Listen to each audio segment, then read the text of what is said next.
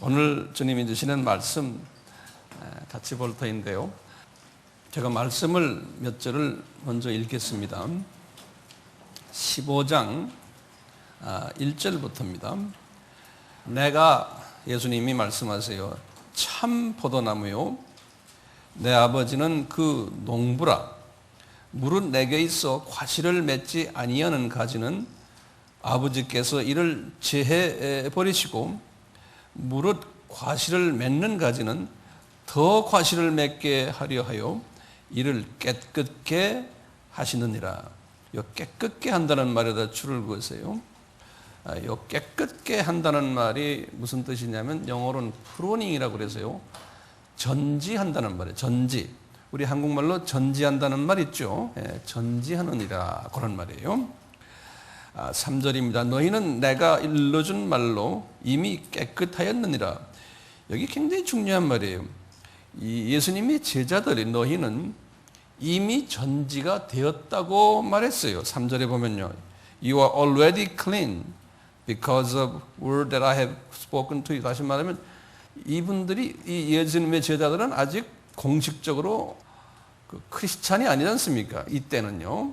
그런데도 예수님이 이미 은혜로 너희들은 이미 전지까지 받았다는 거예요.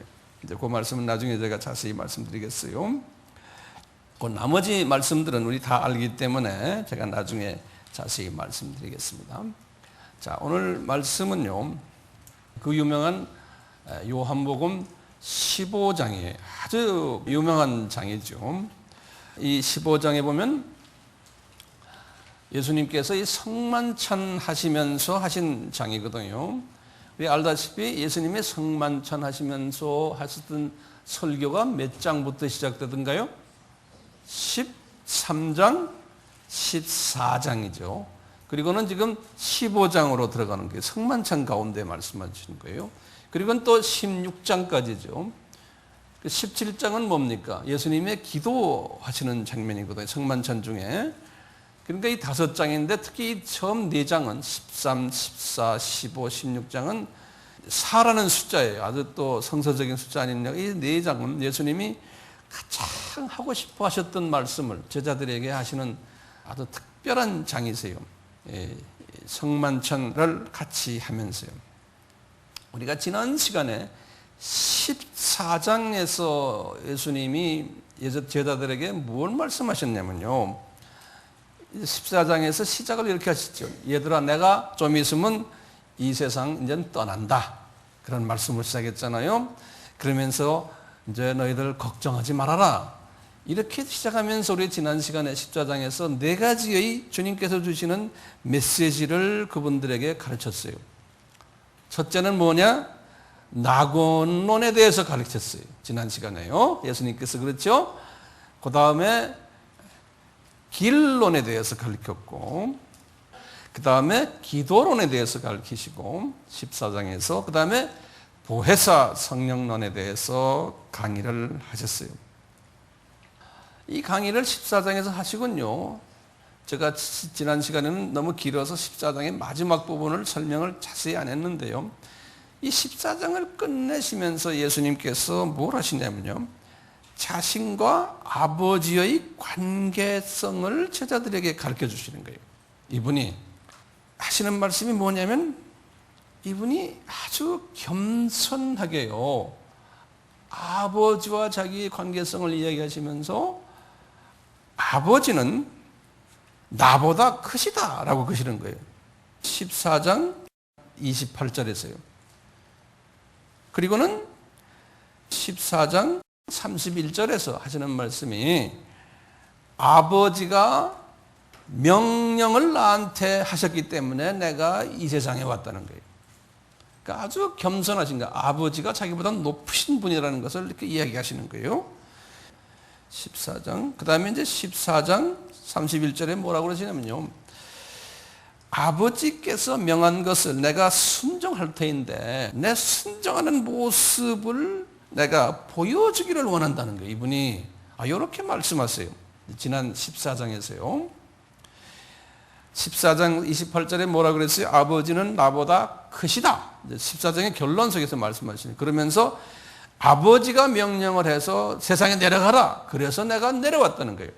이제 14장 31절에 그것뿐입니까? 이분이 내가 내려와서 이제 아버지의 명한 것을 순종을 할 텐데 그 순종하는 모습을 당신들에게나 사람들에게 보여주기 위해서 내가 내려왔다는 거예요. 이렇게 이제 14장을 끝맺히는 거예요. 우리가 이 14장만이 아니고요. 요한복음을 보면요. 3장, 5장, 10장에서도요. 똑같은 예수님의 이런 겸손한 모습을 보여줬어요. 3장, 5장, 10장에서요. 3장에서는 그 유명한 3장 16절, 17절이에요. 요한복음이죠. 뭐라고 그랬어요?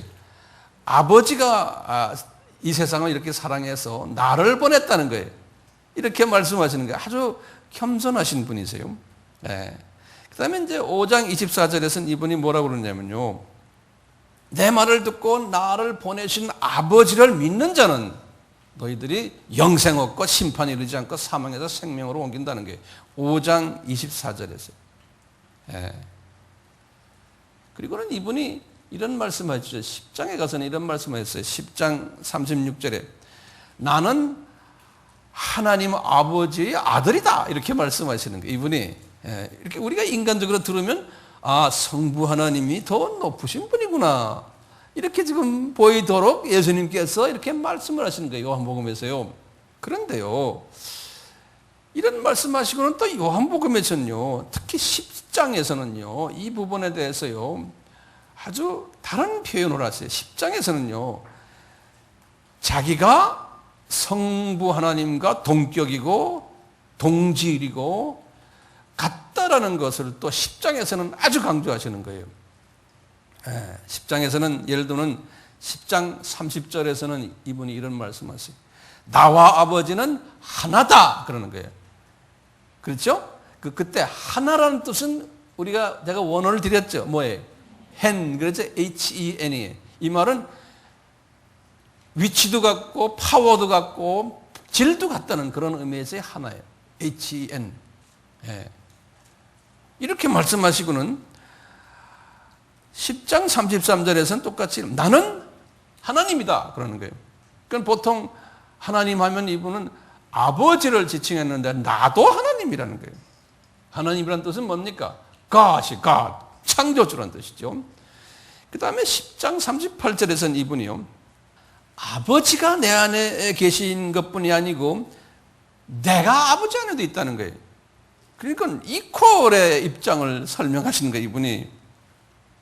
그러면서 10장에서 36절에 보는 거예요. 나는 하나님 아버지의 아들이다. 그러는 거예요. 아들이다.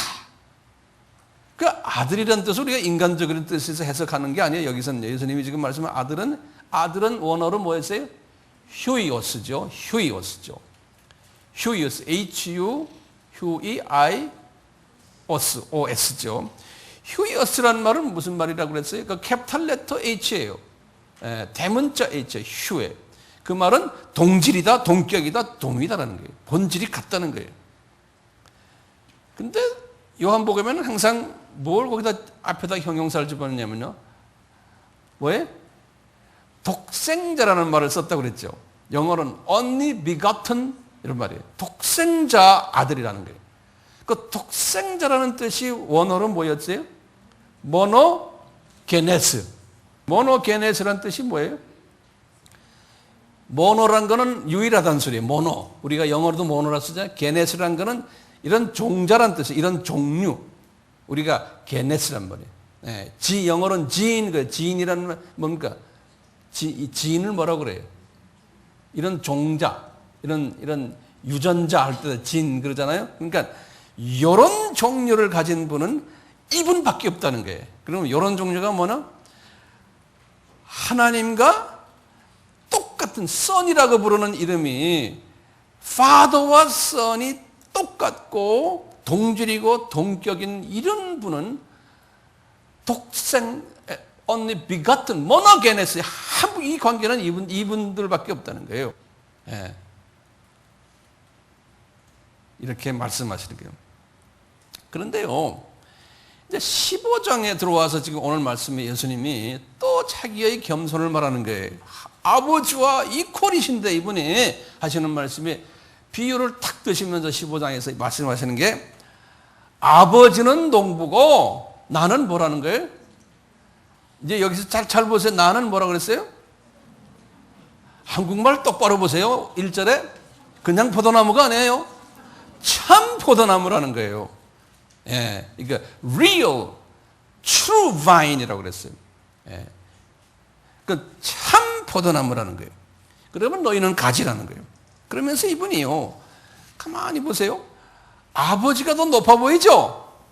농부의 손에 포도나무가 있는 거예요. 그렇죠? 이렇게 이제 이분이 말씀하시면 자기의 겸손을 또 15장 비유해서 말씀하시는 거예요. 왜냐? 우리에게 이제 15장에서 주시는 메시지들이 있어요. 이 메시지들을 쉽게 설명하시기 위해서 주님이 또 이렇게 비유로서 설명해 주는 거예요. 비유로서.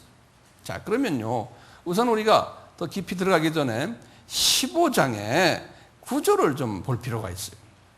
15장이 어떻게 되어 있느냐. 제가 칠판에 적어놨어요. 이 15장은 크게 네 부분으로 구조가 성립되어 있어요. 첫째 구조는 뭐냐? 15장 1절에서 2절인데요. 성부, 성자, 그 다음에 우리 크리스찬들의 상호 관계성을 설명해요. 성부는 농부고, 성자는 참 포도나무고, 크리스찬은 가지라는 거예요. 두 번째 메시지는 뭐냐면요. 이 포도나무에 세 가지 종류의 포도나무 가지가 있다는 거예요. 세 가지 종류. 15장 2절에서 6절이 세 가지의 가지가 있다는 거예요. 이 가지가 뭐냐면요. 전지를 한 후에 많은 열매를 맺는 가지가 있고, 또 전지를 하지 않은 가지인데 열매 맺는 가지가 있고요. 세 번째는 전혀 열매 맺지 않는 가지가 있다는 거예요. 이제 좀 있으면 저희들이 그림을 가지고 제가 설명해 드릴게요. 이렇게 설명하는 거예요. 자, 세 번째 구조에서요. 이 전지를 한 후에 많은 열매 맺는 가지의 특색을 설명해요. 15장 17절에서 27절에서. 그리고는 네 번째로요. 열매를 안 맺는 포도가지가 어떤 결과를 가져올 것인가를 설명해요. 15장 2절 그리고 6절에서요. 그래서 이제 처음에 우리가 1번 좀 보세요. 이제 이걸 제가 설명해. 첫 번째, 성부, 성자, 크리스천의 상호 관계성을 제가 설명을 해드리려고 그래요. 첫째, 예수님이 true vine이라는 거예요. true vine이라는 거 V-I-N-E 그래서 이 포도나무라는 소리예요. 근데 거기 보면 the true vine이라고 그래서 아주 유일한. 그리고는 크리스천 보고 제자들을 보고 이야기하는 거예요. 제자 너희들은 가지라는 거예요. 그리고는 아버지는 농부라는 거예요. 그러면서 이분은 아버지를 또 높이기 시작하는 거예요. 아버지 이거 높이는 부분은 그 첫째가 뭐냐면요. 과실을 맺지 않는 가지가 있는데 그것을 제해버리는데 누가 제해버리냐면요. 예수님이 내가 제한다 그러질 않는 거예요. 농부가 아버지가 제해버린다는 거예요. 이렇게 아버지를 높이시는 거예요. 2절에 보면요. 네. 두 번째로 과실을 맺는 가지 중에 더 과실을 맺게 하기 위해서 전지를 하는데 이 전지하는 것도 아버지가 전지를 한다는 거예요. 예, 본인이 하는 게 아니고 이렇게 아버지를 높이시는 거예요. 2절에 보면. 그러면서 포도나무인 나는 아버지의 돌봄 속에 있다라는 거예요. 왜 이렇게 말씀하시냐면 우리 알다시피 예수님이 빌립보서 2장 7절에 뭐라고 그랬어요? 신성을 다 포기하신 완전한 인간이 되신 예수님. 그분의 겸손을 지금 말씀하시는 거예요. 이 비유를 가지고요, 이 지금 15장의 비유로서요, 우리에게 주시는 메시지들이 있어요. 여기다 15장의 교훈을 적었어요. 첫째, 이 메시지 중에서 우리가 이제 구원론을 다시 한번 배우게 돼요. 두 번째는 구원받은 크리스찬들이 성화가 되어야 되는 거예요. 열매론이에요. 성화론을 우리가 배우게 돼요. 거기에 대한 메시지들이 우리에게 있어요. 이 성화론 안에 4가지의 메시지들이 숨겨져 있어요. 먼저 성화되어야지만 제자가 된다. 성화되어야지만 우리의 기도를 들어주신다는 거예요. 성화되어야지만 전도하고 선교할 수 있다는 거예요. 성화되지 않은 사람이 전도, 선교라면 나중에 주님의 기억이 안 된다는 거예요. 성화되는 목적이 뭐냐? 창조의 목적을 깨닫게 하기 위해서라는 거예요. 이 메시지들이 15장에 숨겨져 있어요. 자, 그러면요, 제목을 좀 바꿔 써보세요. 여긴 지금부터 이제 칠판이 없어요. 자, 제목을 이렇게 써보세요. 왜 예수님이 자신을 참 포도나무라 하셨나? 참 포도나무. 왜요? 그냥 포도나무가 아니라 참 포도나무라고 하신 거예요, 이분이. The true vine. 왜냐? 첫째, 구약에서요, 포도나무라는 이야기들이 많이 나오거든요. 그래서 구약에서의 그 포도나무는 이스라엘 나라나 또는 이스라엘 백성들을 상징해요. 이제 구약에서요. 그래서 제가 여기다 적어놨어요. 시편 80편 8절에서 16절에 보면, 또 이사야서 5장 1절에서 7절, 예레미야서 2장 21절에 보면 다 이스라엘이나 이스라엘 사람들을 포도나무다 그랬어요. 포도나무인데 이분들이요, 이스라엘 사람들이요, 아름다운 포도를 열매로 맺는 게 아니고 이 들포도를 맺어요.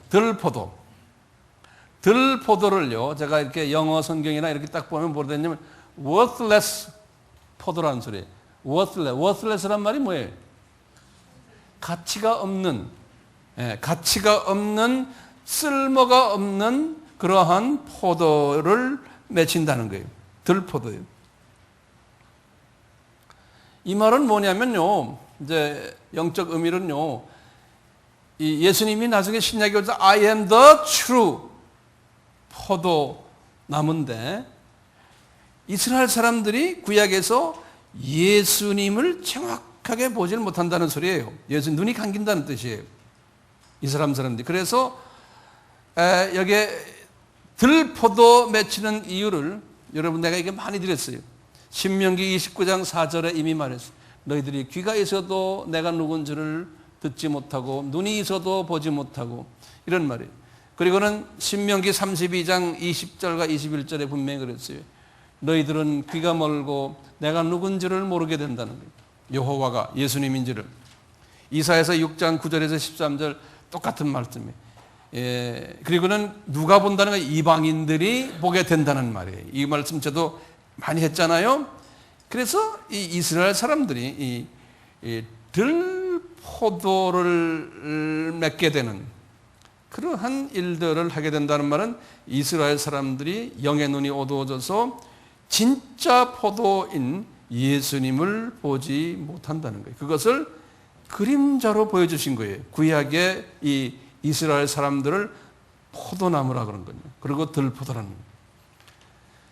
우리 그림자, 구약의 모든 이러한 것들을 그림자라고 한 데는 성경에 어디 나오던가요? 그림자 또는 모형, 카피 또는 심볼, 어디에서 나와요? 비유를 심볼이라고 그랬죠. 히브리서 8장 5절, 그 다음에 히브리서 9장 9절, 또 히브리서 10장 1절. 이건 항상 우리가 기억하고 있어야 되는 거예요. 왜냐? 이 구약의 모든 것들은, 스토리들이나 예배 방식이나 모든 이런 것들은 제사 방식이나 이런 건 뭐라고 그랬어요? 그림자고 모형이고 비유라는 거예요. 야. 그렇기 때문에 이 포도나무의 이야기들은 구약에 이게 다 그림자고 모형이고 비유라는 거예요. 그렇기 때문에 예수님께서 그러는 게 성만찬 지금 하시면서요. 6월절 성만찬이에요. 이제 바로 내일이면요. 이제 십자가 사건이 있는 그날이에요. 예? 이분이 하시는 말씀이 구약에서 있었던 이 포도나무 이야기, 그 다음에 지금 내가 오늘 너희들에게 이 포도주를 주면서 이것이 내 피다라고 말한 모든 것은 요거는 뭐라는 거야? 다 뭐예요? 요게 그림자라는 거예요. 예? 여기 카피라는 거예요. 모형이라는 거예요. 심볼이라는 거예요. 다른 말로 이분이 가짜라는 거예요. 그러면서 하시는 말씀이 이건 내가 이제 진짜라는 거예요. 네, 진짜라는 거예요. 자, 그러면요. 포도나무를 우리가 심어서 자라게 해서 포도 열매가 많이 맺히게 하는 목적이 뭐예요? 목적은 간단해요. 뭐예요? 열매를 맺고 포도 가지고 뭐 하는 거예요? 포도주를 만드는 거예요. 서양 사람들은요, 이 중동 사람들도 마찬가지예요. 포도주를 만들기 위해서 포도나무를 키우는 거예요. 그래서 좋은 열매를 맺게 하는 거예요. 그러니까 예수님이 그러니까 내가 진짜 포도나무고, 그러면 예수님을 통해서 나오는 포도는 뭐예요? 진짜 포도고, 그 다음에 그 포도주가 100% 진짜 포도주라는 거예요. 예수님의 진짜 포도주가 뭡니까? 다시 말하면 예수님이 이것은 내 피다 그랬죠. 그러니까 예수님의 피가 뭡니까? 진짜 포도주인 거예요. 진짜 포도주. 이 진짜 포도주예요. 그러니까 예수님께서 말씀하신 게 많아요. 요한복음의 6장 53절에 이런 말씀을 했어요. 나의 살을 먹지 아니하고 인자의 피를 마시지 않으면 너희 속에 생명이 있다 없다? 없다라는 거예요. 그러니까 예수님의 진짜 포도주를 잡수셔야지만 거기에 영생이 있다는 거예요. 네, 영생이. 그러기 위해서는요, 우리가 이제는요, 좋은 열매를 맺어야 되고요. 요 포도 열매. 그래가지고 포도 열매가요, 열매로서 남아있으면 안 되는 거예요. 그것이 진짜 포도주가 되어야 되는 거예요. 네, 요 사상을 잘 지금 머리에 두시고요. 우선요, 참고로요, 성서에서는 좋은 열매라는 이야기들이 여러 군데 나와요. 그래서 제가 다 좋은 열매를요, 성서를 몇 군데 이렇게 드렸어요. 4군데. 여기 보면 회개에 합당한 열매라는 이야기 나와요. 마태복음 3장 8절, 성령의 열매, 우리 잘 알다시피 갈라디아서 5장 22절, 23절.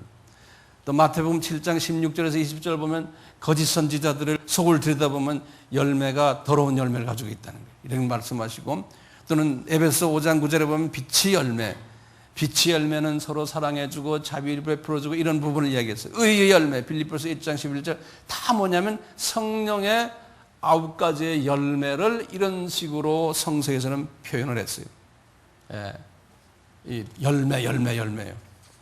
다시 말하면요, 지금 보시면 이 열매, 자 보세요. 열매가 목적이 아니죠. 그렇죠? 열매에서 뭐라고 그랬어요? 그것이 포도주가 되어야 되잖아요. 근데 열매가요, 들포도로 만들어놨으면요, 열매가 들포도면 포도주가 어떤 포도주예요, 그럼요? 이게 가짜 포도주예요. 가짜 포도주. 그러니까 열매가 된다는 말은 뭡니까, 그러면요? 열매가 된다는 말은 예수님의 성품으로 내가 변화되는 거예요. 예수님의 성품으로요. 여기 지금 열매 이야기는 다 이게 성령의 열매는 예수님의 성품화되는 거예요. 예수님의 성품이 되면요,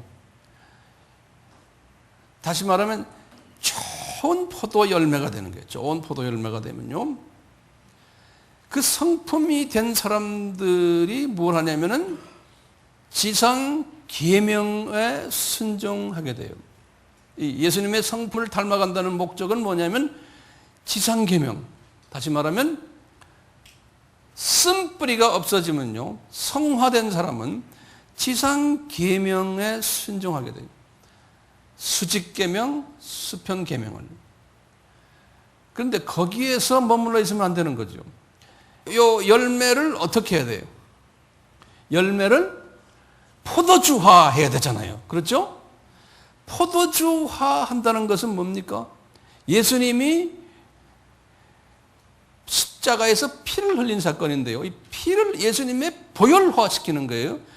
보혈화시키면 어떻게 돼요? 그 보혈을 먹는 사람은 어떻게 돼요? 생명을 얻죠. 그렇죠? 똑같이요. 우리가 예수님의 지상 계명만 순종하면 그걸로 끝나는 게 아니라 크리스천 라이프는 그걸 포도주화 시켜야 돼요. 포도주화 시켜서 다른 사람이 살아나도록 포도주를 먹여야 되는 거예요. 먹어야 되잖아요. 그러니까 그게 뭡니까? 지상 사명이요. 복음을 전해야 되는 거예요. 그래서 살아나게 해야 되는 거예요. 내 민족과 타 민족을. 그러니까 거룩한 삶만 사는 것이 그게 주님의 목적이 아닌 거예요. 거룩한 삶을 살도록 내가 예수님화된 후에 그 다음에 액션으로 이것을 포도주를 만들어가지고 살려줘야 되는 거예요, 사람들을. 네. 근데 문제는요, 들포도로 만들어가지고, 들포도주를 만들어가지고 전도한다, 선교한다, 이렇게 할 가능성이 없지 않아 있다는 거예요. 들포도는 어떻게 된 거예요? 예수님을 제대로 보지 않으면, 기독론이 약해버리면은 이 들포도를 만들게 되는 거예요. 예수님께서 주후 30년에 이미 이분이 참 포도나무가 되셨죠. 십자가에서 죽으시고 부활하시고 이제 승천하시면서 제자들에게 너희들이 이제 나가서 복음을 전하라는 거예요. 복음을 전하는데 너희들 내 성품을 닮아라. 그래서 너희들 열매를 맺으라는 거예요. 성화되라는 거예요. 그렇죠? 그 다음에 어떻게 되느냐? 너희들은 포도즙에 들어가가지고 너희들은 짜임을 당해가지고 뭐 하라는 거예요? 포도주를 만들라는 거예요. 이 짜임을 당하는 게 예수님이 그래서 15장 마지막의 결론은 뭐냐면 너희들은 나 이름 때문에 핍박을 받겠다 그랬어요. 핍박을 받겠다. 포도즙에 들어가서 짜야 돼요. 그러니까 예수님을 우리가 진짜 예수님을 만나고 포도주, 진짜 포도주 역할을 하려면은 내 성품이 변해야 되고 예수님처럼, 그리고는 내가 핍박을 받아야 되는 거예요. 핍박 없이 기독교가요, 그냥 예수 믿으면 모든 게 잘 된다, 잘 된다, 뭐 이 수준은 어린아이 수준이에요. 네. 예수님 때문에 핍박받아야 됩니다. 근데 내가 잘못해서 핍박받는 게 아니고 예수님을 전하다 보면은 진짜 포도주를 만들려면 핍박이 따라온다. 자, 그래서요, 우선요, 두 번째 여기에서 세 가지 종류의 포도나무 가지의 모습을 한번 봅시다. 세 가지 종류의 그림 한번 보세요. 첫째요, 거기다 좀 적으세요. 이제 세 가지가 어떤 세 가지인가. 첫째요, 포도 열매를 맺는 가지예요. 빨간 거는 열매 맺는 가지예요. 그런데요, 이 열매 맺는 가지 안에 두 가지 가지가 있어요. 뭐냐면요, 열매를 맺긴 맺는데 전지를 하지 않는 가지가 있어요. 여기 보시면요, 요 그림을 좀 보시죠. 지금 열매가 이렇게 맺혔는데요, 요 밑에 전지를 하지 않은 가지들이 있는 거예요. 예. 그러면 어떻게 돼요? 요 열매가 잘 맺히겠어요? 안 맺히겠어요? 잘 안 맺혀요. 농사 짓는 사람들이 이거 정확하게 다 알고 있더라고요. 그러니까 어떻게 해줘야 돼요? 전지를 해줘야 되는 거예요. 요 열매가 많이 맺히려면. 이런 가지가 있냐면 또 두 번째 가지는 뭐냐면요. 여기를 보세요. 이 가지 전체에요. 열매가 많이 맺혔어요. 그리고 전지를 다 해버려서 전지할 게 없는 거예요. 그냥 이 가지에 열매만 잔뜩 맺혀 있는 그런 가지가 있는 거예요. 이 두 가지 가지예요. 이 두 가지 가지가 다 열매 맺힌 가지인데 하나는 열매 약간 맺혀 있고 이 잔가지들이 많은 거예요. 이제 세 번째 가지는 뭐냐면요. 열매가 없는 거예요. 전혀. 여기 이런 가지들 있죠? 빨간 게 없는 이런 가지들이 있어요. 그래서 예수님이 세 가지의 가지의 모습을 우리에게 설명해 주는 거예요. 세 가지 가지요. 첫 번째 가지를 우리 한번 봅시다. 포도 열매를 맺는 가지 중에 전지하지 않은 가지예요. 여기 제목이에요. 포도 열매를 맺는 가지 중에서 전지를 하지 않는 가지. 이 가지는 이 열매가 많이 맺혀야 맺혀요. 맺긴 맺혔지만 열매 맺는 가지의 영양분을 빼앗아가는 일을 하는 거예요. 전지의 대상되는 가지들이. 그러니까 그 결과에 대해서 한번 거기다 적어보세요. 그 결과는 어떻게 되냐? 첫째, 과실을 적게 맺게 되는 거예요. 수량으로요. 또는 과실의 사이즈가 적은 거예요. 또 과실의 맛이 질이 별로 안 좋아요. 또 이 과실은 면역성이 약해요. 병충해에 쉽게 병들어요. 이런 크리스천은 이단의 학설이니 종교다원주의니 이런 게 들어오면 그대로 감염이 돼버려요. 그리고는 지금 열매가 맺혀 있는 그 열매를 양질의 포도가 나지 못하도록 양질의 포도주를 만들 수 없게 방해를 해요. 다시 말하면 생명을 얻게 하는 참 포도주를 만들지 못하게 방해를 하는 거예요. 그러니까 같은 교회 안에 있는데 교인들인데 왜냐하면 이게 다 지금 예수님께 붙어 있잖아요. 그러니까 교인이에요. 교인인데 성품이 이 성령의 9가지 열매를 맺혀 있지 않기 때문에 9가지 열매 맺혀 있는 정말 신실한 크리스찬이 진짜 포도주를 만들어야 되는데 이 진짜 파워풀한 포도주를 만드는데 방해 역할을 하는 사람들 교회 안에.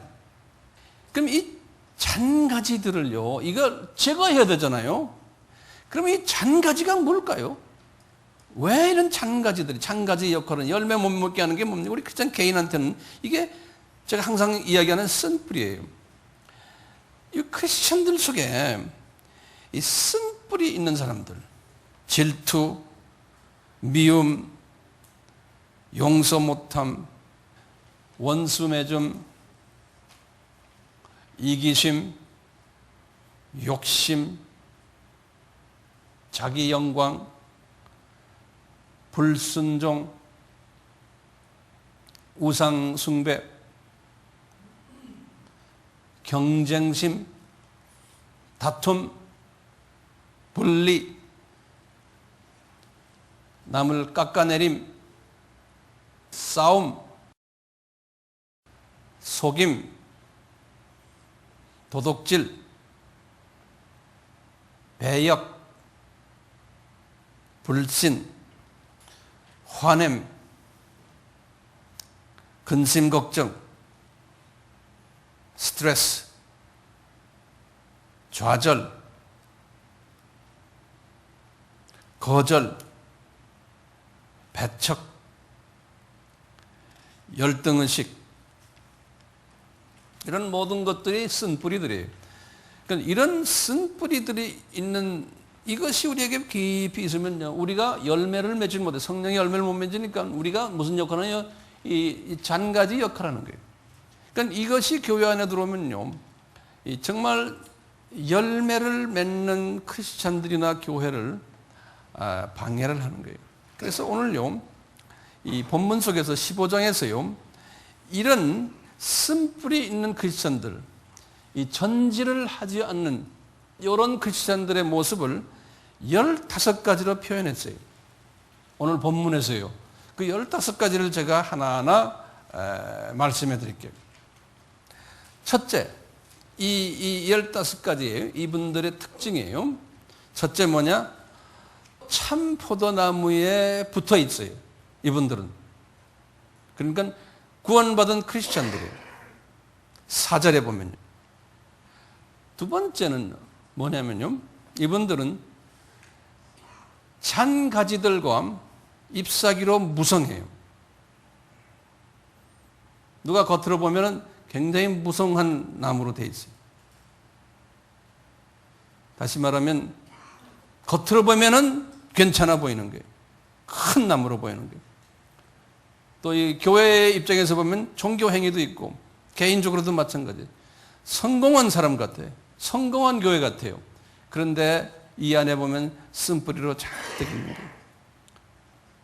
형식주의, 외식주의, 과시주의 이런 것들이 다 이 잔가지로서 우리가 표현이 돼요. 그 무성해 보이는 거예요. 그런데 속을 들여다보면 열매 맺는 일에 방해하는 그러한 일들. 세 번째 특징은요. 열매 맺는 가지의 영양만 빨아먹고 있는 거예요. 네 번째 보면요. 이 숫자가 많은 거예요. 다섯 번째로 예수님이 말씀하시기를 이런 사람은 기도 응답받지 못한다는 거예요. 7절에 보면.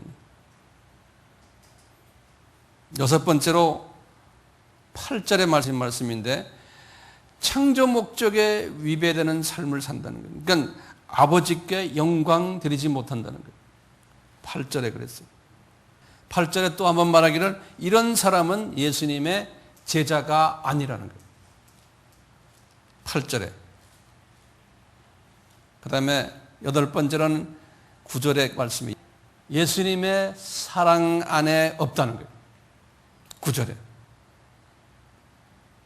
아홉 번째로 예수님의 계명을 지키지 않는다는 거예요. 10절에 말씀하셨어요. 열 번째로 예수님의 기쁨을 전이받지 못한다는 거예요. 예수님이 주시는 기쁨이 있는데 그 기쁨을 전이받지 못한다는 거예요. 11절에 그랬어요. 11번째로 예수님의 종도 아니고 친구도 아니라는 거예요. 14절에 그랬어요. 12번째는 이런 사람들은 예수님 때문에 세상에서 미움과 핍박을 받지 않는다는 거예요. 이 사람들은 크리스찬 삶에서 미움과 핍박을 받지 않는 세상 사람들이나 일반 사람들에게 인기가 있다는 거예요. 18절에서 20절에 그랬어요. 13번째로는 이런 사람들은 보혜사 성령님의 혜택을 받지 못한다는 거예요. 26절에서 27절에 그랬어요. 14번째로는 이런 사람들은 예수님을 증거하지 않는다는 거예요. 26절에서 27절에 말씀했어요. 15번째로 이 사람들은 제자로서 예수님의 택함 받지 않은 성도들이라는 거예요. 16절과 19절에 그랬어요. 자, 이러시면서 이런 모습들이 교회에 많다고 그랬죠. 그래서 보면요. 사도 바울의 편지들을 보면요. 사도 바울을 개척했던 모든 교회들이 교인들이 이런 모습이었어요. 그러니까 전지를 하지 않는 가지들이 갈라디아 교회, 고린도 교회, 빌립보 교회, 로마 교회 다 그런 사람들이 많았어요. 이렇게 15장에서요. 전지하지 않는 가지의 크리스찬들의 모습을 자세하게 설명했어요. 자, 그러면 이제 그 다음에 여기 세 번째로 보면 많은 열매 맺는 가지의 특색이 있어요. 그러니까 전지를 해가지고요. 이제 제목을 열매 맺는 가지의 이 네 가지 특색이 있어요. 첫째는 어떤 가지냐면요, 이 가지는 포도나무에 붙어 있어요. 참 포도나무에 붙어 있어요. 그러니까 구원받은 그 사람들이. 두 번째는요, 이 가지에요, 작은 가지들과 잎사귀들이 많이 달려 있어요. 쓴뿌리들이 있는 거예요. 성화를 열매 맺는 것을 방해하는 요소들이 있어요. 그런데 세 번째는 뭐냐면요, 이걸 그냥 둔 게 아니고 전지를 당하는 가지들인 거예요. 예, 전지를 당하는 거예요. 그러니까 쓴뿌리를 제거해서 성화되는 크리스천들이, 이 사람들이 예수님의 성품으로 성화된 크리스천들이 전지를 당했으니까 이 열매가 맺히는 거예요. 이 예수님의 성품으로 열매가 맺히니까 지상 계명을 순종하게 돼요. 그러니까 예수님께서는 말씀해, 농부가 이런 사람들에게는 더 많이 열매 맺도록 하겠다는 거예요. 네 번째는 뭐냐, 이렇게 포도 열매가 맺혀지면 아주 진짜 포도주를 만들어내는 일들 이분들이 한다는 거예요. 만민이 생명을 얻도록 이 일을 한다는 거예요. 전도와 선교를 한다는 거예요. 그렇게 함으로써 이분들은 창조 목적에 부합된 삶을 살게 된다는 거예요. 이 요한복음 15장에서요, 이런 사람들의 특징을 10가지로 설명하고 있어요. 이런 사람들의 특징을. 자, 첫째가 뭐냐? 기도 응답을 받는다는 거예요. 7절에. 왜냐하면 이분들이 기도하는 목적이 자기의 어떤 개인 욕심을 위해서 기도하는 거 아니고 아름다운 열매를 맺어서 아주 진짜 포도주를 만들기 위해서 기도하는 사람들이에요. 그러니까 주님이 이분들의 기도를 착착 들어주신다는 거예요. 두 번째로는 뭐냐면 아버지께 영광 드리는 자들이라는 거예요. 그러니까 이 계명에 순종하는 자들이 8절에 그랬어요. 세 번째는 예수님의 제자가 되는 자들이라는 거예요. 8절에 예수님의 제자가 되는 사람들이다 그랬고요. 네 번째로는 예수님의 사랑 안에 있는 사람들이라는 9절에 그랬어요. 다섯 번째로는 예수님의 계명을, 수직계명, 수평계명을 지키는 자들인 10절에 그랬어요. 그 다음에 여섯 번째로는 예수님의 그 기쁨을 전이받는 자들이라는 거예요. 전이받는 자들. 11절에. 일곱 번째들은 예수님의 종이 아니고 이런 사람들은 예수님의 친구가 된다는 거예요. 14절에. 여덟 번째로는 이 사람들은 세상에 속하지 않고 세상에서 미움받는다는 거예요. 18절에서 19절에. 아홉 번째로는 보혜사 성령 받고 예수님을 증거하는 일을 하는 자들이라는 거예요. 26절에서 27절에 말씀하셨어요. 열 번째로는 이런 사람들은 예수님의 택함 받고 세움 받은 자들이라는 거예요. 16절과 19절에 이렇게 말씀했어요. 자, 제가 지금 몇 가지 가지들을 이야기했어요. 지금까지 두 가지 가지 이야기했죠. 첫째는 뭐였어요? 가지인데 전지를 요하는 가지. 그 다음에 하나는 전지가 필요 없어요. 그냥 열매가 꽉 맺은 이런 가지들. 예수님이 지금 이렇게 설명하거든요. 세 번째 가지가 뭐냐면요, 열매 없이 잎사귀만 무성한 가지. 세 번째 가지는. 자, 이런 가지는요, 첫째가요, 특징이 뭐냐면요, 한때 포도나무에, 참 포도나무에 붙어 있었어요. 네. 그런데요, 이 참 포도나무의 영양분을 다 뺏어 먹는 일을 하는 거예요. 그러다 보니까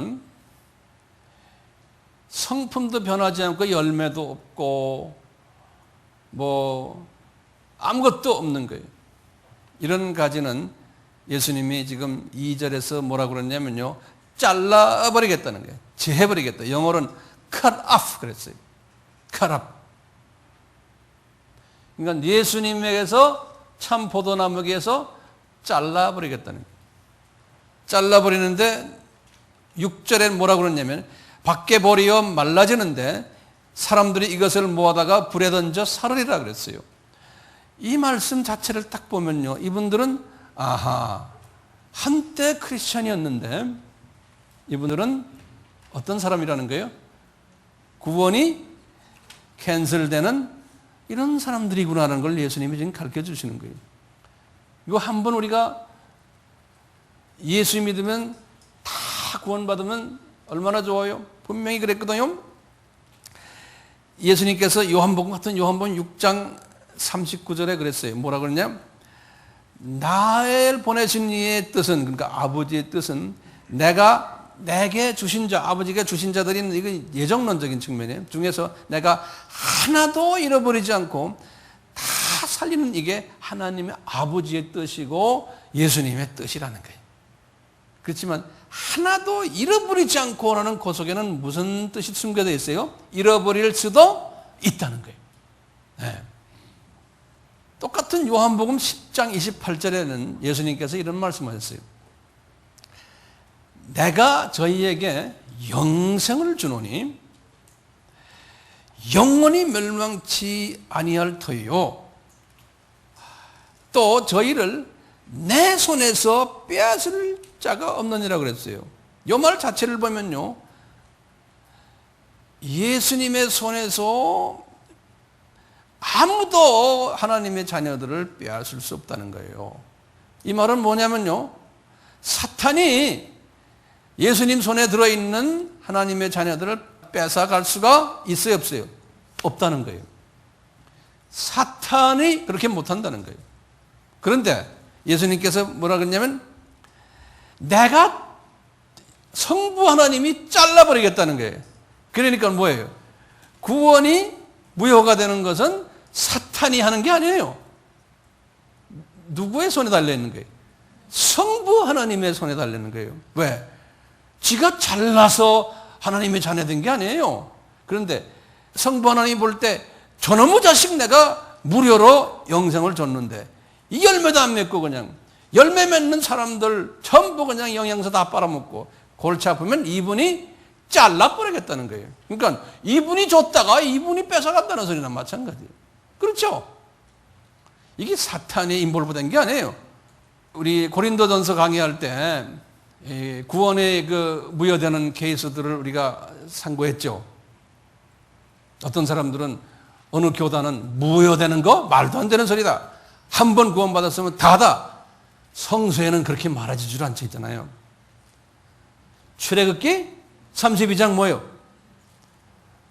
유대인들이 그림자로 보여줬죠? 뭐예요? 우상을 금성화지를 섬겼다가 모세에게 하시는 말씀 있죠? 너희들 이렇게 하면 뭐 하겠다? 생명책에서 이름을 지워버리겠다는 거예요.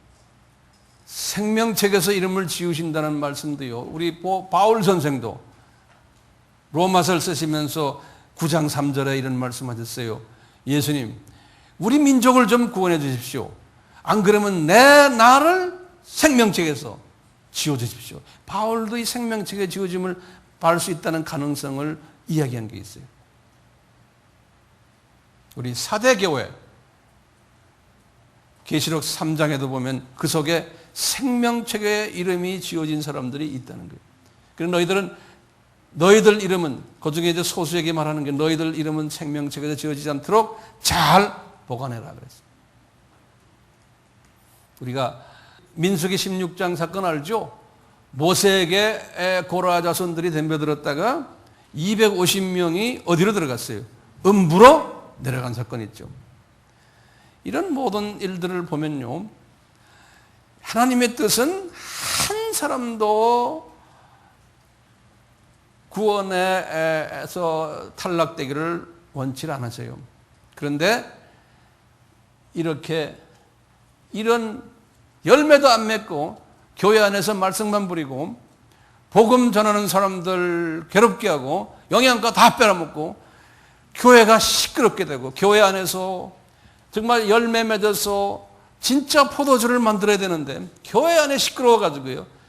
교회 모든 돈도 거기다 투자하고 교회 안에 모든 재직해도 만나면 싸움하고 교회가 이 열매를 맺어가지고 진짜 포도주를 만들어서 생명 살리는 일을 해야 되는데 교회 안에 잡다한 법정 투쟁이 있고 뭐 있고 싸움하고 집사장로 싸움하고 목사 전도사 싸움하고 뭐냐 집안이 그런 교회들 꽤 있죠.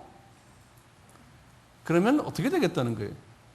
이 본래의 진짜 포도주 만드는 일에 방해하는 사람들 누군지 모르지만 주님께서 봐서 얘는 이게 안 되겠다 그러면 잘라 버리시겠다는 거예요. 이런 말씀을 예수님이 왜 하세요? 제자들에게 미리 다 예언적인 말씀하시는 거예요. 제자들에게 얘들아 너희들 좀 있으면 이제 나의 제자들이 될 터인데 이제 부활 후에 그리고는 이제 너희들 좀 있다가 이제 오순절 때가 되면 너희들이 이제 이름난 제자들이 될 텐데 그리고 나가서 많이 전도를 할 때마다 이런 세 가지의 사람들이 있을 것이라는 것을 미리 보여주시는 거예요. 그리고 과거 2000년 동안요 기독교의 그 역사들을 들여다보면은 이런 세 가지 사람들이 거기에 쫙 깔려 있었어요. 그리고는 그 옛날 이야기만 아니에요. 오늘날도 마찬가지인 거예요.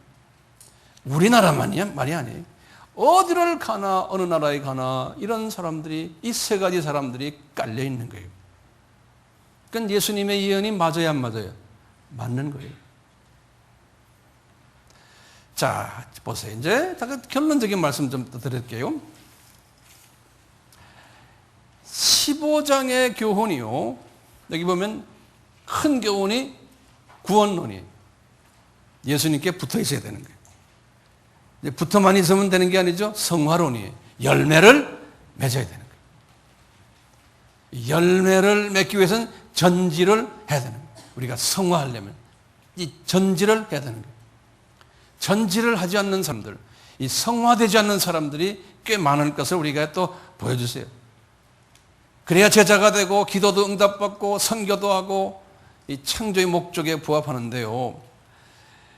제가 지금 말씀드렸지만 이 15장에서 우리에게 주시는 메시지의 목적이 뭘까요? 장차 이런 세 가지 크리스찬들이 있다는 걸 제가 말씀드렸죠. 자, 그런데 예수님께서 이 15장 결론적으로 마지막 보면 뭐가 더 있냐면요. 이렇게요, 양질의 열매를 맺고 양질의 포도주를 만드는 사람들, 제자들 보고 너희들이 이제 그렇게 할 텐데 너희들 준비해라. 너희들이 핍박을 받을 거라는 거예요. 그럼 핍박이 어디서 옵니까? 교회 안에서 우선 같은 이 교회 안에서 이 전지가 안 된 이런 사람들을 통해서 이제 핍박을 해서 너희들의 힘을 빼고 영양소를 뺏어 먹을 거라는 거예요. 그 다음에 또 교회 밖에서도 핍박이 올 것이라는 거예요. 그러면서 예수님이 말씀하셨어요. 제자는 세상에 속하지 않았기 때문에 그렇다는 거예요. 이 참 포도나무에 속해 있기 때문에 19절에 그랬어요. 너희들은 그렇기 때문에 이 세상에서 나의 택함을 받았기 때문에 세상에서 빠져나온 사람들이라는 거예요. 19절에 그랬어요. 20절에 뭐라고 했냐면 그렇기 때문에 너희들이 나를 전하면은 진짜 예수를 전하면은 너희들은 나 때문에 너희들이 핍박받게 되기 때문에 왜냐하면 이 세상이 나를 싫어하기 때문에 너희들도 미워한다는 거예요. 21절에서 24절의 말씀 그랬어요. 그런데 참 위로의 말씀이 있어요. 너희들을 미워하면은 그 사람들이 너희들만 미워하는 것이 아니고 나도 미워하고 아버지도 미워하는 것이 된다는 거예요. 21절에서 24절에 그렇기 때문에 위로를 받으라는 거예요. 너희들 왜 홀로가 아니다. 그러니까 나중에 그 사람들을 대가를 지불해야 된다는 거예요. 그러니까 우리가 이 열매를 맺고 진짜 포도주를 가지고 나가려면은 우리가 핍박이 꼭 있어야 된다는 거예요. 우리에게. 그래야지만 우리 눈이 자꾸 저 나라로 가죠. 핍박이 없으면은 우리 눈이 이 땅으로 밑으로 자꾸 내려온다는 거예요. 그래서 영광론을 우리에게 꼭 주시는 거예요. 그리고 우리가 복받는 사람 마태복음 5장에 있죠. 마음이 가난해지고 다 그게 보면 그래요. 그리고 나중에 8번째 뭡니까? 복 있는 사람은 너희들이 내 이름 때문에 핍박받는 사람들이에요. 그렇기 때문에 우리 기독교인은요, 이 진짜 파워풀한 기독교인이 되는 거, 사람을 변화시키는 진짜 포도주를 전하는 사람은 유명해질 수가 없는 거예요. 인기 있으면 안 되는 거예요. 세상 사람들에게 커지면 안 되는 거예요. 소수가 돼가지고 핍박을 받아야 되는 거예요. 예수님의 12제자들 바울도 다 그랬어요. 그런데 기독교가 조직화되면서 이게 변질돼 버린 거예요.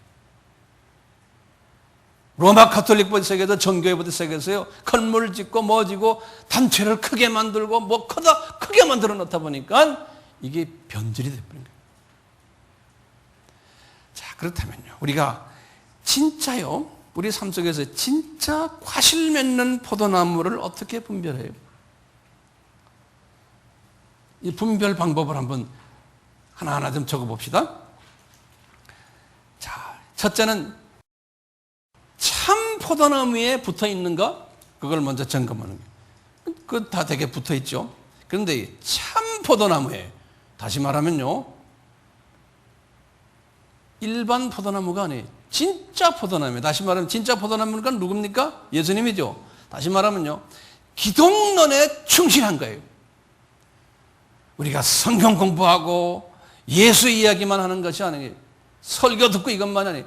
예수에 대해서 예수만 말하는 에센스, 그 기독론이 강하게 있느냐 없느냐, 이제 그걸부터 우리가 점검해야 되는 거예요. 우리 AMI 교회도 마찬가지예요. 입만 열면은 예수. 예? 그리고 그냥 예수가 아니에요. 예수가 누구냐? 기독론이 강해야 되는 거예요. 예수님의 신성, 인성, 그분의 부활, 그분의 다시 오심, Who is Jesus? 거기에 대해서 철저하게 훈련받아야 되는 거예요. 아멘? 예. 그래야 우리가 참 포도나무에 달라붙을 수 있는 거예요. 그것만 강하고, 그 다음에 뭡니까? 이 참 포도나무에 있는 사람은 그 다음에 뭐가 있어요? 전지를 당해야 되는 거예요. 그러니까 아픔이 있어요. 예수님의 성품으로 차지는 거예요. 전지를 당하게 돼요. 그러면요, 세 번째는요, 전지된 참 포도나무의 외형적 모습을 볼까요? 전지를 당한 이 참 포도나무의 모습은 어떨까요?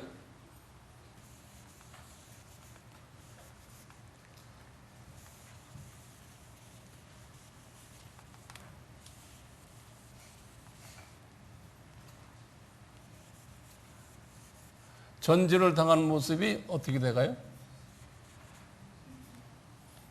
나무가 앙상해져 버려요.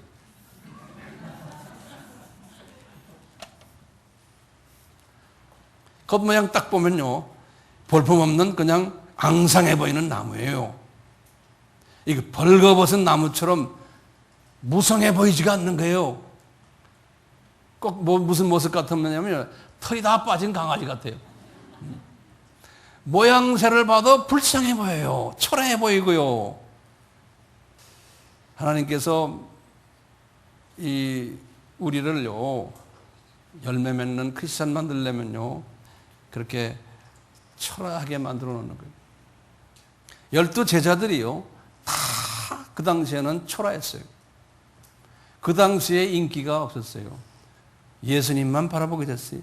세상 사람들이 보나, 또는 예수님 따라다니던 예수 믿는 사람들, 이 사람들 보고 You are failure. 너 실패자들이다. 꼭 소수만 따라다녔어요. 대부분의 사람들은 실패자였다는 거예요. 왜? 벌거벗은 모습들이었어요. 하나님께서 일부러 그렇게 만든 거예요. 왜? 예수님이 지금 15장에 말씀하셨잖아요. 예? 벌거벗은 모습이 되어야 된다는 거예요. 잔 것들 다 없애버리라는 거예요. 바울도 다 세상 거 없애버렸어요. 그러니까 바울이 고백하는 게 있지. 내가 없는 자 같으나 나는 부자다. 그러신 거예요. 예? 너희들이 볼 때는 나는 실패자 같으나 나는 성공자고, 가난한 자 같으나 나는 부자고, 예. 불행한 자 같으나 나는 행복한 사람이라는 거예요. 왜? 인간의 눈으로 볼 땐 다 그런 거예요. 그러니까 우리가 시각을 바꿔야 되는 거예요. 이 하나님의 공동체는요, 이 커지면 되는 게 아니에요. 왜냐? 이것은 사람의 눈으로 볼 때 커지는 거예요. 이 나무가 무성한 건요, 그 안에 이 잡나무들이 다 들어있다는 거예요. 그러면 이게 아름다운 열매를 맺지를 못한다는 거예요. 예수님도 그러니까 조그만 소수 12명 데리고 그분도요, 이런 보잘것없는 하나님이신데, 창조주신데, 이런 앙상한 나무로 그분이 인생을 살았어요. 그러면서 제자들 보고도 너도 앙상한 나무로 사는데, 여기가 앙상한데 또 잡놈들이 와서 핍박을 하는 거예요. 그러니까 오대 갈 데 없는 사람으로 되는 것이. 그런데 사람은요, 이 죄성이 있어서 예수님을 이용해가지고요, 자꾸 유명해지고 커지고 성공하려고 들어요. 나의 어떤 욕심을 채우려고 그래요. 그게 사람의 죄성이에요. 왜 그럴까요? 왜 주님이 그걸 싫어하세요?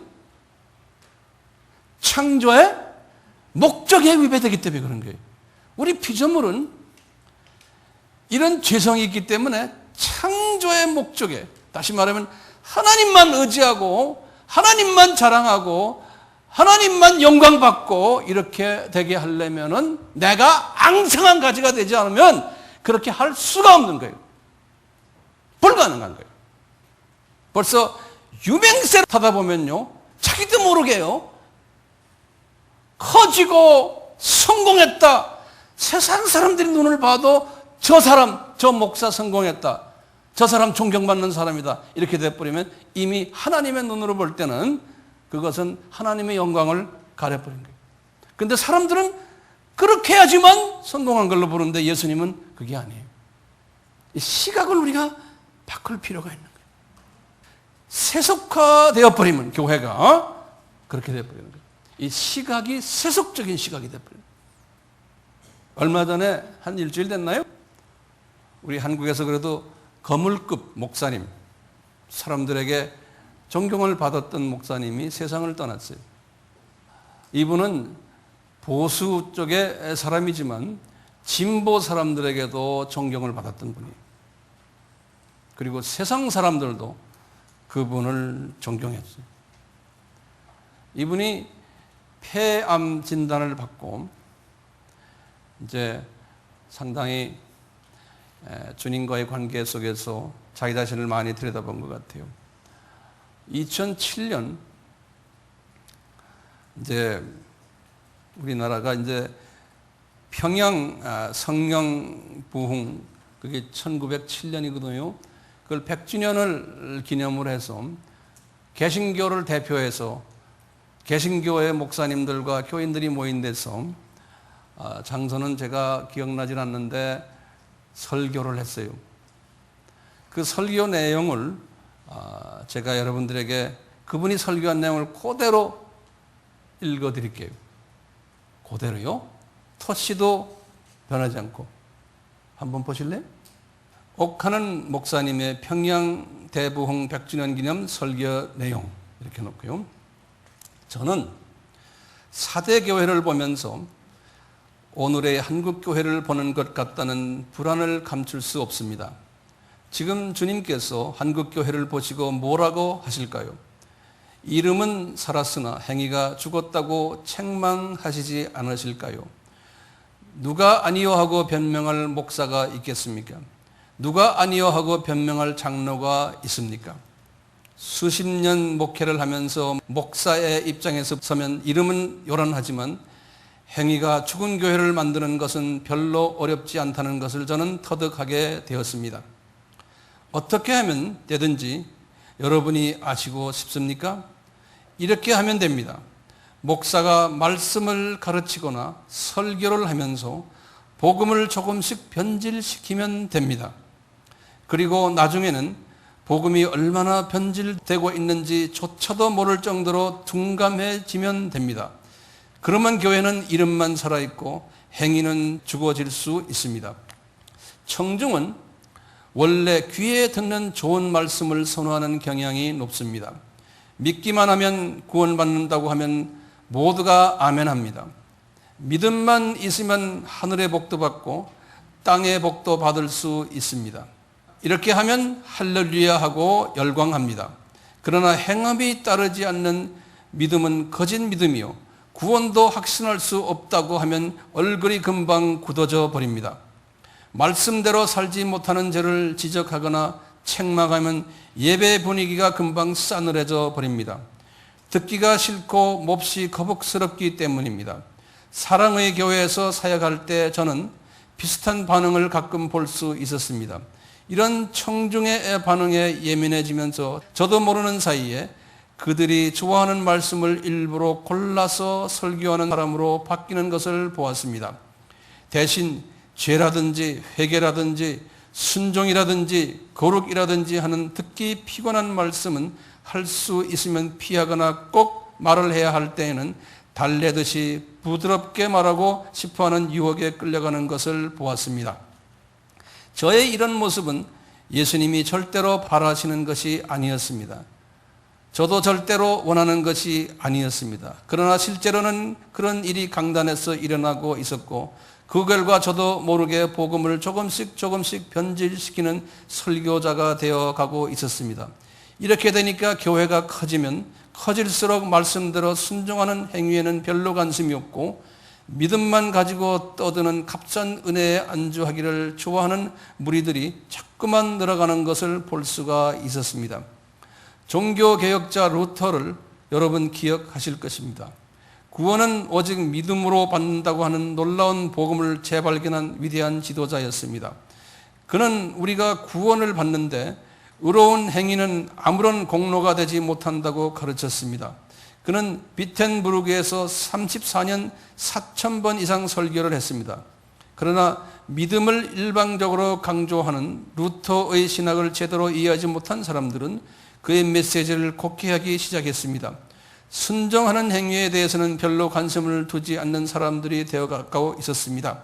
믿기만 하면 구원받는데 죄 좀 지었다고 해서 그게 뭐가 그렇게 대단한 거야 하면서 자기 욕심대로 살기를 좋아하는 사람들이 되어가고 있었으며 따라서 그 도시는 믿음의 방용이 난무하는 타락한 사회가 되어갔습니다.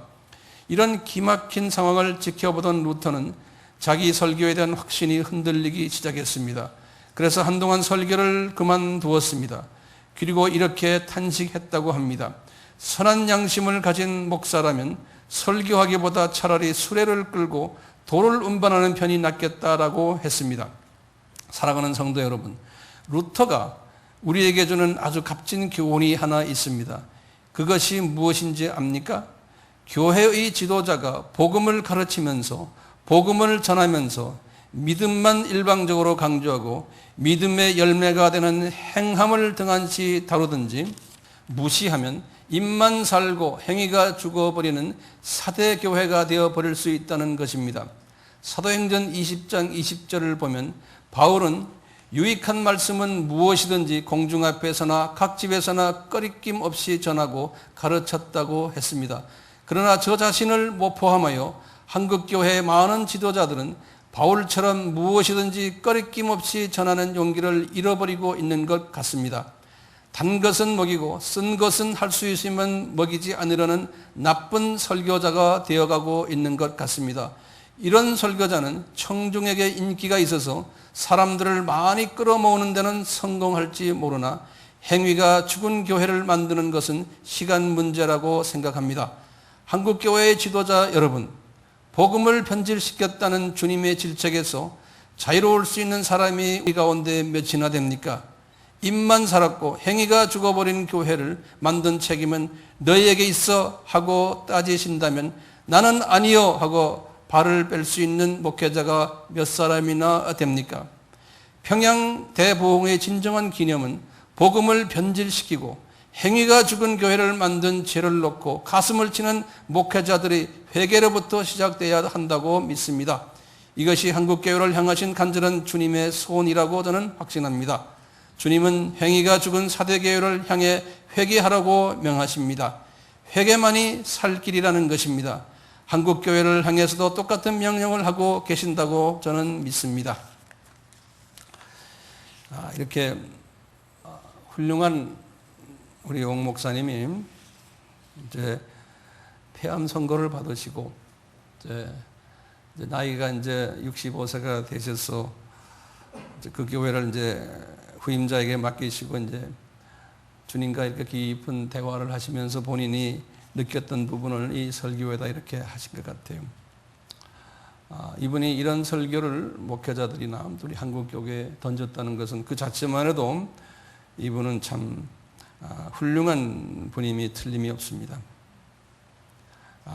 겸손한 분임이 틀림이 없습니다. 그렇지만 이분을 통해서 주님이 주신 메시지가 우리 한국교회나 또는 세계교회의 이런 모습에 있는 세계교회가 하루아침에 변할 수가 없어요. 오랫동안 그렇게 젖어왔기 때문에. 왜?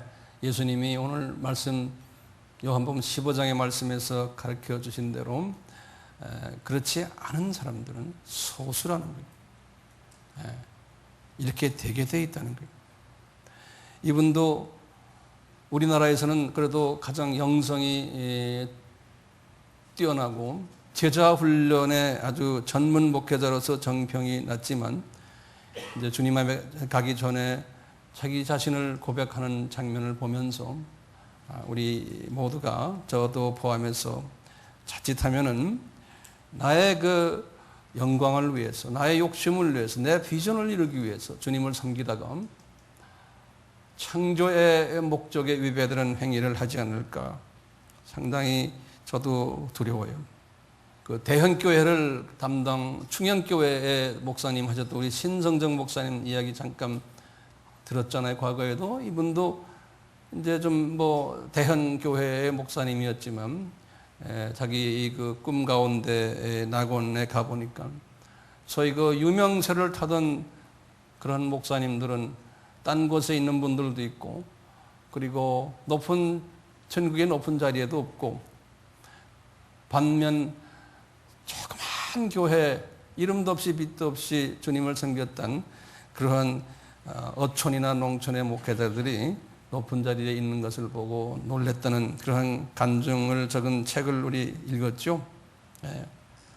그렇기 때문에 우리 주님이 오늘 주시는 이 말씀, 이건 진리의 말씀이에요. 그렇죠? 진리의 말씀이기 때문에요. 이미 기독교의 역사 속에서 이 진리의 말씀이 다 증명이 됐어요.